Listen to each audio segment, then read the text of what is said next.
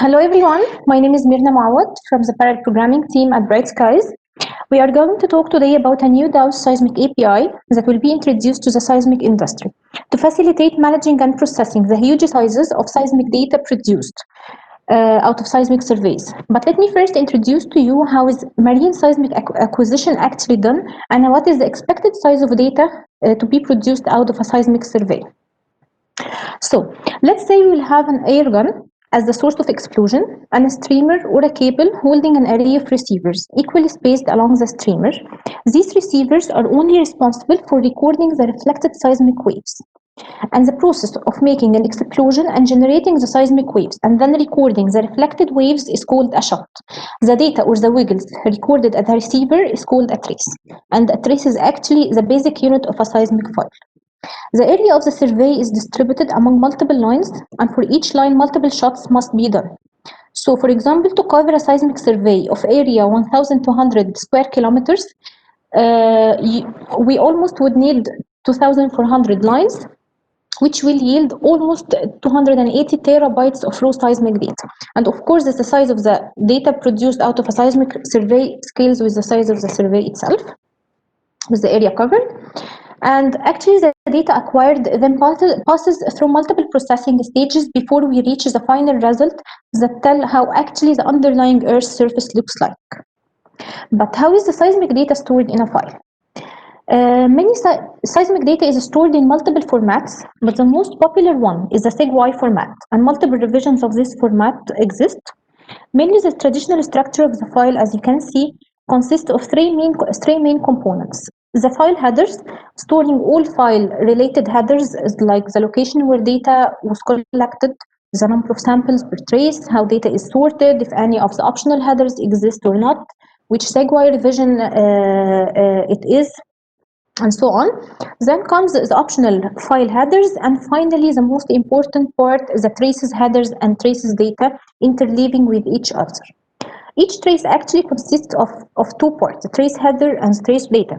The trace header is a 240 bytes header describing the trace, mainly the acquisition geometry like the shot ID, offset value, and some other metadata values related to this trace. And the data, and then comes the data array that was recorded by the receiver in field. The size of the data array depends on the number of samples recorded during the acquisition. Okay. How does the Seg-Y file represent a bottleneck during the seismic I/O processing? I/O. As we have just said, we acquire terabytes or petabytes of data during the seismic survey. With each new processing phase, the data passes by, a whole new version of the data is produced and stored, so that at the end we will have extra number of processes, copies of the raw data that we acquired in the survey at the beginning. And sometimes the difference between just two copies of the data is very small, that we burn petabytes of storage in just duplicating the data. The second limitation or the second bottleneck is that the current structure of the Seg-Y file itself leads to serial data accessing. That if we want to access the last shot stored in a file, we have to pass by all the previous shots stored. Also, most of the pre-processing applications that the data passed by mainly reads and processes the traces headers first before deciding in what manner the traces data will be accessed. So defining the access pattern itself is a bottleneck because of the interleaving structure of the traces headers and data. So our goal is to the first and most important thing is to leverage the DAOS object-based storage system and inherent metadata and data separation to facilitate and reduce the time spent accessing and reading huge sizes of unwanted data. Also, to start utilizing the DAOS snapshots and the versioning object storage to store only the updated or changed bytes of data, which in return reduces the number of copies returned. So what are we actually doing at Brightskies? Brightskies is introducing a new DAOS seismic mapping layer utilizing the evolving DAOS technology to solve some of the seismic I/O bottlenecks caused by the Seg-Y data format through leveraging the graph theory to design and implement a new seismic data format natively on top of the DAOS storage model in order to accelerate data accessing, provide in-storage compute capabilities, and get rid of the Seg-Y file constraints. The DAOS seismic API is built on top of the DAOS file system, and the seismic data will all be accessed through a seismic root object. The seismic root object itself can be accessed through the ZFS routines, and then the DAOS seismic API can be utilized to start operating on the data. We are currently converting the Seg-Y file to the DAOS seismic graph format, and it can be extended to parse any seismic data format later. So let's have a deeper look at the proposed native graph format.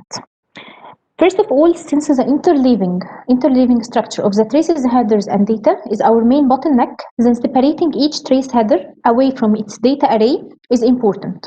So each trace is split into two parts. The trace header is stored in a trace header object, while the trace data is stored in another DAOS array object. The ID of the trace data object can be obtained from the trace header ID and vice versa. Then we have started building the indexing. We have built an indexing using multiple seismic objects that can help accessing the traces created. And actually our graph supports three types of objects. The first one is the one-level seismic object, and it simply gathers traces based on specific header key values. So for example, if we were having 10 shots and we are creating a shot object, then we must have 10 D keys. Each D key is holding this specific shot related metadata, like the shot ID number, the number of traces, and the ID of an array object that is holding all the traces, headers, IDs belonging to this shot.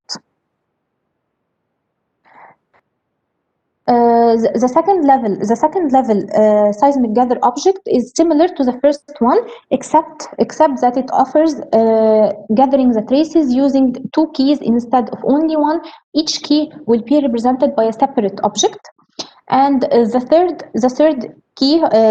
seismic object offered in the graph is a complex seismic object, and it's more of a user-wanted operation when data is requested in an arbitrary sorting with multiple keys.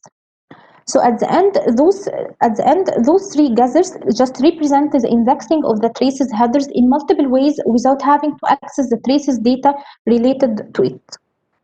And on the left-hand side of the graph, you can find all objects, file headers, and other graph properties like the sorting variation, supporting, and others connected to the seismic root object under different D keys. This slide shows exactly what our DAOS seismic API offers.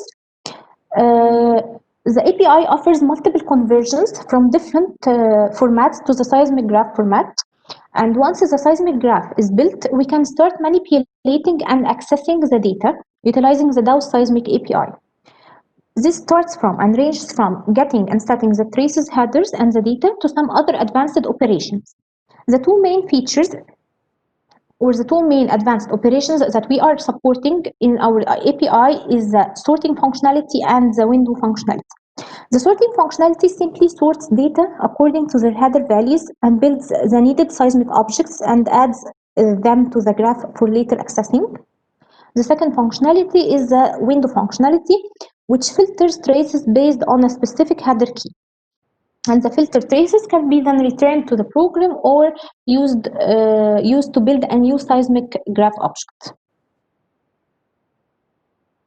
Okay, here are our initial benchmarking results. We have actually compared our DAOS seismic API using one DAOS storage node and one client node versus Seismic Unix on a parallel file system using different hardware. The Seismic Unix is an open source seismic utilities package that has many of the processes required during the seismic data processing. And we have actually compared our two important seismic processes, the window and the sorting functionalities. As you can see here, the window functionality is 20x faster than the traditional Seismic Unix window functionality on a parallel file system in the case of filtering the data only using one shot ID, and the total size of the data is 10 gigabytes. and is 103x faster in case of filtering using one-shot ID 100 gigabytes of data. Since this is because it perfectly utilizes the separation of the metadata and the data in the graph and the seismic objects that were built. It's also expected to provide the maximum speed up among all the data sizes and that it will remain consistent with the amount of data that will be returned.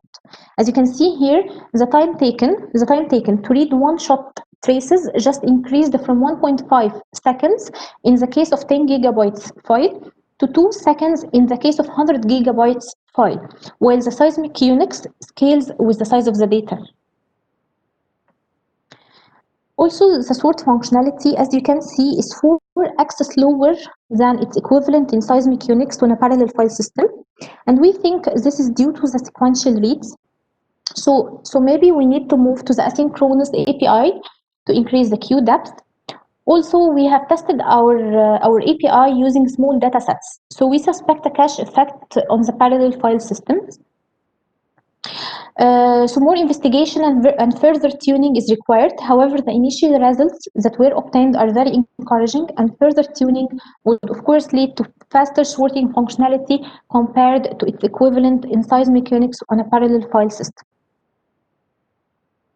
So our next steps would be to start utilizing the DAOS asynchronous API to increase the queue depth, make more detailed comparison against different parallel file systems, and start optimizing our current API, start parallelizing the sorting and parsing functionalities, investigating more in covering more seismic processing functionalities using our API, and integrating our DAOS seismic API in existing seismic processing frameworks, also investigating how data compression can be integrated.